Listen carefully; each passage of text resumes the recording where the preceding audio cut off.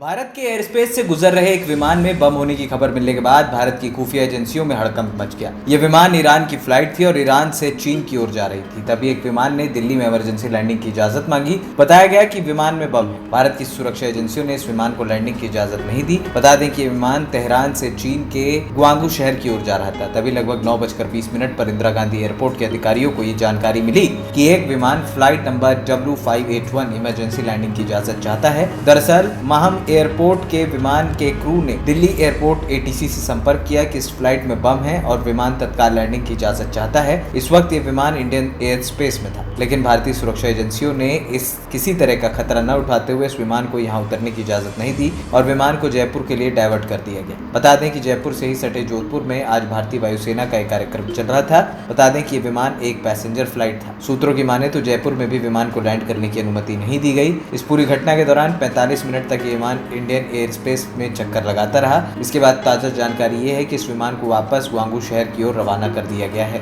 इधर फ्लाइट में बम होने की खबर मिलने के बाद से ही जोधपुर और पंजाब से वायुसेना के विमानों को अलर्ट कर दिया गया। कुछ ही मिनटों में ईरान के इस फ्लाइट को इंडियन एयरफोर्स के सुखोई 30 MKI जेट विमानों ने आसमान में घेर लिया। यही नहीं, तत्काल ग्राउंड फोर्स को भी एक्टिवेट कर दिया गया। पूरे 45 मिनट तक सुखोई के विमान इस ईरानी विमान को घेरे रहे ताकि ये फ्लाइट जबरन दिल्ली या जयपुर में लैंड करने की कोशिश न करे। दुनिया भर के फ्लाइट पर नजर रखने वाली संस्था फ्लाइट रडार 24 ने डेटा के हवाले से बताया कि ईरान का ये विमान पहले दिल्ली के एयर स्पेस में के बाद फिर जयपुर के एयर स्पेस में अपनी ऊंचाई कम कर रहा था, यानी कि विमान उतरने की कोशिश कर रहा था। लेकिन भारतीय सुरक्षा एजेंसियों से अनुमति नहीं मिलने के बाद इस विमान ने फिर से चीन के ग्वांगू शहर की दिशा पकड़ ली। भारत की ओर से क्लियरेंस मिलने के बाद सुखोई विमानों ने इस विमान को आखिरकार चीन की ओर रवाना होने दिया। हालांकि इंडियन एयरफोर्स और इस विमान और चीन और उसके रूट पर पैनी नजर रखे हुए है। भारतीय वायुसेना के सभी हवाई स्टेशनों और विमान इकाइयों को अलर्ट रखा गया है। भारतीय एजेंसियों द्वारा अभी भी हवाई जहाज पर बारीकी से नजर रखी जा रही है। ANP टाइम्स की रिपोर्ट।